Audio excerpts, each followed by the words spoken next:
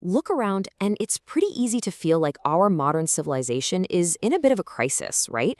We're facing fractured societies, huge environmental challenges, and just this general sense of disconnection. But what if the lens we're actually using to view our world is the root of the problem?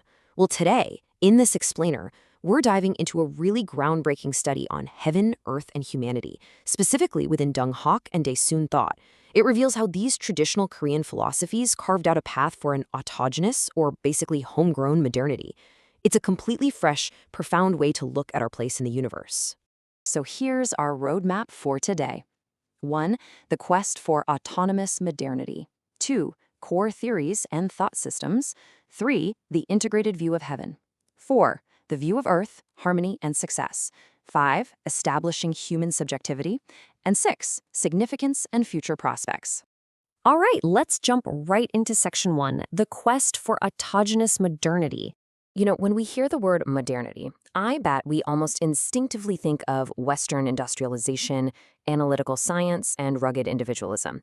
We just kind of assume that progress only comes from Western methods.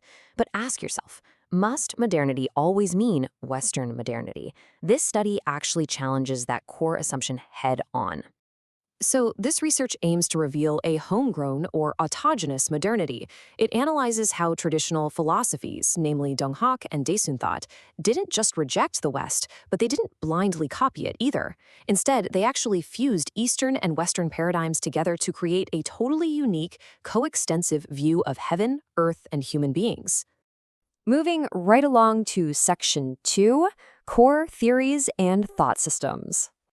Okay, to truly grasp this alternative modernity, we kind of need to define 3 heavy-lifting academic concepts presented in this study. But don't worry, we're going to break these down so they're incredibly easy to digest, starting with how Eastern philosophy structurally views the whole world. First up, we have correlative thought. Think of Western analytical methods like taking a watch apart to study the individual gears. Correlative thought is literally the exact opposite.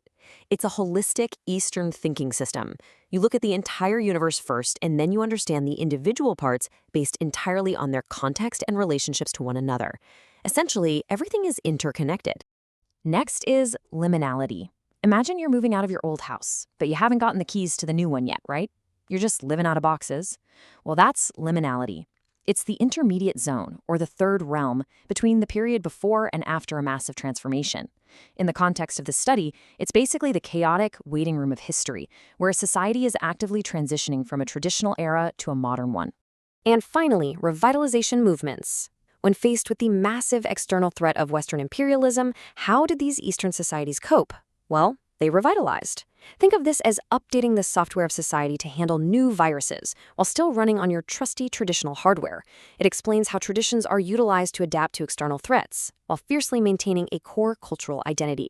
All right, let's get into the triad. Section 3, the integrated view of heaven. So Dung Hak fundamentally redefined the cosmos. It established a completely new relationship between divinity and humans by taking the traditional Eastern assimilative view, where heaven is just this abstract natural principle, and fusing it with a Western figurative view of a personal presiding God. And what happens? It creates a highly dynamic, interactive cosmos. We can actually see this evolution clearly when we compare the two philosophies. Dung Hak introduces Si Qianju, which is the concept of serving heaven, meaning you actually carry the divine within you. But then Daesun thought takes this a massive step further with Insin Gangse.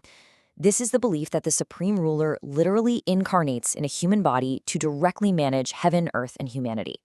I mean, it brings ultimate divine authority directly into the human sphere. Next up, section 4, the view of earth, harmony and success.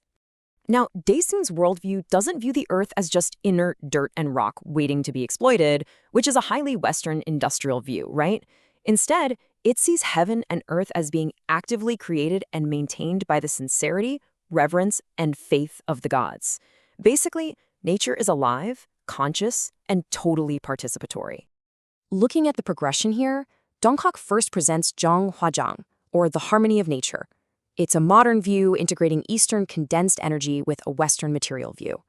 Then Daesun builds upon this exact foundation with Chenji Songyong Shin, emphasizing profound cosmic faith and reverence for heaven and earth. It's a huge shift from simply understanding nature's harmony to actually actively revering it. Let this quote from the study sink in for a second. The fusion of the Oriental, fairy-like view of heaven and the Western figurative view of heaven. This is the absolute essence of autogenous modernity. It wasn't about erasing the East to become the West. No, it was an intentional alchemy, beautifully blending mystical, interconnected Eastern traditions with the structured, personal divinity concepts of the West. Which brings us to Section 5, Establishing Human Subjectivity. Deng Hak established modern human subjectivity through Yongse Mang, this historical consciousness of never forgetting our connection to the divine. Daesun then takes this subjective power and just amplifies it with Songsa Jae-in, which literally translates to success depends on humans. So in this vast cosmic interplay between heaven and earth, the actual execution rests squarely on the shoulders of people. We're not passive observers here, we are the active agents of the universe. And finally, Section 6, Significance and Future Prospects. So, why does all of this matter? This research isn't just a historical deep dive, it's a blueprint. By reevaluating the philosophical structure and logic of Eastern thought systems like Deng Hak and Daesun, we uncover a mutually beneficial worldview, one that's based on coexistence rather than domination. Ultimately, this research establishes a vital understanding of autogenous modernity and builds a mutually beneficial Sang-Sang worldview. Most importantly, it offers a deeply rooted alternative model to the crisis of modern civilization we discussed way back at the beginning. It really proves that reintegrating heaven, earth, and humanity can provide genuine, practical solutions to our current societal fractures. Which leaves us with a really vital question to ponder as we wrap up.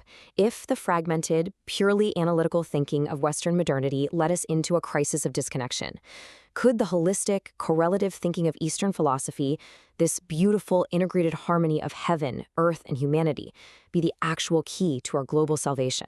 It's definitely a powerful thought. Thank you so much for joining me on this explainer, and keep questioning the lens you use to view the world.